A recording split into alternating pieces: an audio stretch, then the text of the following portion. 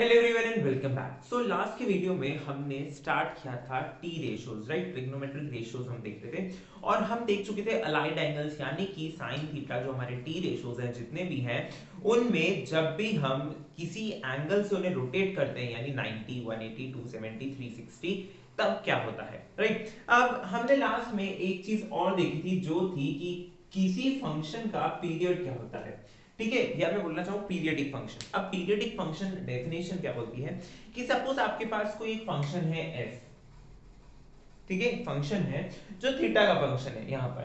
तो अगर मैं थीटा में कुछ ऐड करूं, ठीक है, फंक्शन की वैल्यू जो है जिस वेरिएबल पे ले रहे हैं उसमें कुछ ऐड करूं और मुझे वापस क्या मिल जाए, अगर एफ ऑफ थीटा ही मिल जाए तो ये जो अल्फा है ना ये क्या हो जाता है, ये बन जाता है पीरियड।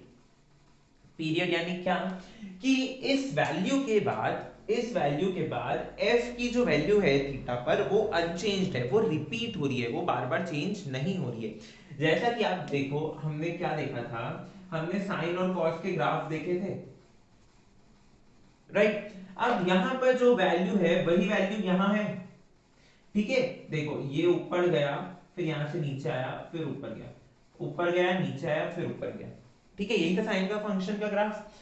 तो साइन का जो अल्फा होता है वो होता है 2 पाई, यानी कि साइन का जो पीरियड होता है जिस टाइम पर साइन रिपीट करना शुरू कर दे या मैं बोलूं साइन अनचेंज्ड रहता है वो क्या होता है 2 पाई। ऐसे ही कॉस, सेक और कोसेक इन चारों का जो पीरियड होता है वो कितना होता है 2 पाई होता है। सिर्फ एक tan और cot ऐसे फंक्शन हैं जिनका जो पीरियड है वो होता है पाई, जिनका पीरियड क्या होता है पाई, ठीक है। tan और cot के जब आप ग्राफ देखेंगे तो वो कुछ ऐसे होते हैं, कैसे होते हैं, पैराबोला टाइप्स होते हैं, सॉरी हाइपरबोलास होते हैं, ठीक है। तो tan और cot ऐसे फंक्शंस हैं, ऐसे पीरियडिक फंक्शंस हैं जिनका पीरियड क्या है पाई, और बाकी जितने भी टी रेशियोज है वो ऐसे पीरियडिक फंक्शंस हैं जिनका पीरियड है 2 पाई, ठीक है। अब पीरियड्स तो हमने देख लिए कि भाई किसी फंक्शन का पीरियड क्या है, किसी फंक्शन को हम पीरियडिक फंक्शन कब बोल सकते हैं, जब उसकी वैल्यूज एक पर्टिकुलर रियल वैल्यूड के बाद कैसी हो जाए, अनचेंज रहे, ठीक है, लीस्ट इंटीजर, ठीक है। अब यहां पर ये जो अल्फा है यानी 2 पाई जो है ये लीस्ट इंटीजर है या मैं बोलूं लीस्ट पॉजिटिव नंबर है जिसके बाद साइन की वैल्यूज क्या रह जाती है, अनचेंज्ड रह जाती है। ओके, अब हमने अलाइड एंगल्स जो लास्ट में देखे थे और अभी जो हमने पीरियडिक फंक्शन का देखा है एक स्ट्रक्चर, अब उस पे बेस्ड कुछ एग्जांपल्स हैं। देखिए मैं यहाँ पर दो एग्जांपल्स है जिसमें मुझे प्रूव करना है कि इसका सम जो है वो कितना होता है 1/2 और ये जो इक्वेशन है इसका सॉल्यूशन क्या आ जाता है, 0 आ जाता है। ये मुझे प्रूव करना है, ठीक है। बहुत सिंपल है। क्या रूल याद रखना है हमको, हमने जो रूल पढ़ा था ASTC, क्या रूल पढ़ा था हमने, ASTC। फर्स्ट क्वाड्रेंट में सारे positive, all positive, sine positive, tan positive, cos positive, जो हमने ASTC रूल पढ़ा था हमें वो याद रखना है।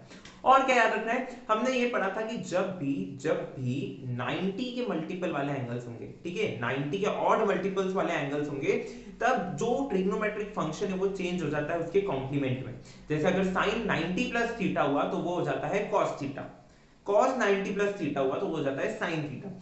ऐसे ही जब 90 के इवन मल्टीपल्स यानी 180, 360, ठीक है, 180 की जब टेबल चलेगी तब जो फंक्शन चल रहा है वही फंक्शन रहता है, यानी अगर cos 180 प्लस थीटा है तो वो क्या रहेगा, cos थीटा ही रहेगा। बस हमें क्या देखना है कि साइन पॉजिटिव आएगा या नेगेटिव आएगा, ठीक है। देखो अब सबसे पहले मेरे पास है cos 34, इसका मैं कुछ नहीं कर सकता, cos 43 का कुछ नहीं कर, cos 137, ठीक है। आप चाहो तो इनको भी इसमें चेंज कर सकते हो। तो देखिए मैंने क्या करा, फर्स्ट सॉल्व करते हैं हम, cos 34 डिग्रीज मैंने एज इट इज लिखा, cos 43 डिग्रीज मैंने एज इट इज लिखा। अब मुझे क्या दिख रहा है, cos 137 डिग्रीज। अब इस cos 137 को मैं कुछ ऐसे लिख सकता हूँ, cos 180 डिग्रीज माइनस, ठीक है, 180 में से अगर मैं 43 हटा दूं तो मुझे 137 मिल जाएगा, राइट। और ऐसे ही 214 को मैं लिख सकता हूं cos 180 डिग्रीज प्लस 34 डिग्रीज, और ये जो cos 300 है इसको मैं लिख सकता हूं cos 360 माइनस 60, ठीक है। ये मेरा क्या चल रहा है, LHS चल रहा है। ये प्रूव करना है ना मुझे, ये सब क्या करने हैं, प्रूव करने हैं, प्रूव दैट है। ओके, अब देखिए cos 34 को कुछ छेड़ा जा सकता है, नहीं किया जा सकता, तो इसको एज इट इज लिख दो cos 34 डिग्रीज, cos 43 भी एज इट इज लिखना पड़ेगा। अब देखिए cos 180 माइनस थीटा, ठीक है, अगर आपको नहीं याद है तो लास्ट की वीडियो देखो या फिर इस वीडियो के जो नोट्स है उन्हें चेक करो। देखो cos 180 माइनस थीटा, 180 माइनस यानी सेकंड क्वाड्रेंट में, सेकंड क्वाड्रेंट में कौन पॉजिटिव होता है, साइन पॉजिटिव होता है, ठीक है, यानी कि अब यहाँ पर cos है तो वो हो जाएगा नेगेटिव, और 180 पे मल्टीपल में तो cos का cos ही रहेगा, ये हो जाएगा cos 43। चलिए अब क्या है cos 180 प्लस थीटा, अब 180 प्लस वापस वही 180 प्लस यानी थर्ड क्वाड्रेंट, थर्ड क्वाड्रेंट में tan पॉजिटिव होता है, cos नेगेटिव आएगा, तो नेगेटिव 180 के मल्टीपल में तो cos का cos ही रहेगा और 34 डिग्री।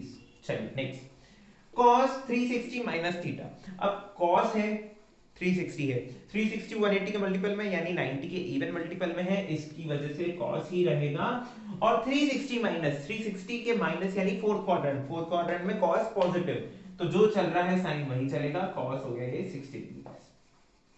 सिंपल। अब देखो cos 43 से 43 कैंसिल, 34 से 34 कैंसिल, क्या बचा cos 60, cos 60 की वैल्यू क्या होती है 1/2, this is equal to RHS, सिंपल था, ठीक है। तो अल्टीमेटली मैंने क्या करा है, मैंने अलाइड एंगल्स का यूज किया है। अलाइड एंगल्स का कैसे यूज किया है, मैंने इनको कन्वर्ट किया है, किसको 137 और 214 को मैंने कन्वर्ट किया है, जो मेरे पास ऑलरेडी एंगल्स थे उनमें, जो मेरे पास ऑलरेडी एंगल्स थे उनमें क्या करा है, कन्वर्ट करा है। अब देखो सेकंड क्वेश्चन क्या बोलता है, 2 sin स्क्वायर पाई बाय 6, अब पाई बाय 6, पाई की वैल्यू होती है, मैंने आपको बताया था पाई मतलब होता है 180 डिग्री, 180 बाय 6, पाई बाय 6 यानी 180 बाय 6, 180 बाय 6, 180 को अगर 6 से डिवाइड करते हो क्या आता है 30, सो sin स्क्वायर 30 डिग्री, ठीक है, plus cosec 7 pi by 6 into cos square pi by 3, pi by 3 60, cos 60, तो देखो sin 30 तो होता है 1/2, तो ये हो गया 1/2 का स्क्वायर, प्लस मेरे पास है cosec, इधर ब्रैकेट अभी रुकते हैं, into cos square pi by 3, cos square pi by 3 यानी cos पाई बाय 3 का स्क्वायर, cos पाई बाय 3 यानी cos 60, cos 60 कितना होता है 1/2, सो दिस इज 1/2 स्क्वायर। अब देखो 7 पाई बाय 6 को मैं ऐसे लिख सकता हूं, पाई प्लस पाई बाय 6,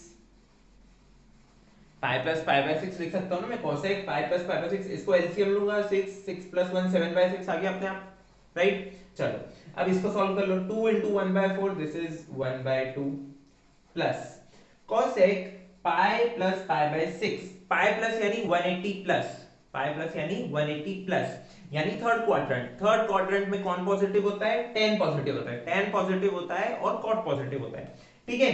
ये क्या है कोसेक है, कोसेक क्या हो जाता है नेगेटिव हो जाता है, तो ये प्लस की जगह तो सबसे पहले आ गया माइनस, ठीक है। अब 180 यानी इवन मल्टीपल ऑफ 90 है, तो कोसेक का क्या रहेगा, कोसेक ही रहेगा, तो this is minus of cosec pi by 6, और ये 1/2 स्क्वायर का क्या बन गया 1/4, कोसेक पाई बाय 6, ठीक है, cosec pi by 6, sine pi by 6 कितना होता है, अभी हमने यहां देखा, सॉरी हमने देखा cos pi by 6, sine pi by 6 कितना, सॉरी हाँ देखो यहां देखा हमने sine pi by 6, sine pi by 6 कितना होता है 1/2, यानी cosec पाई बाय 6 कितना हो जाएगा 2/1, that is 2, so this is 1/2, ये एज इट इज, इसकी वैल्यू हो गई 2 और ये 1/4, इसको मैंने कैंसिल किया 2, 1/2 minus 1/2 that is 0, that is,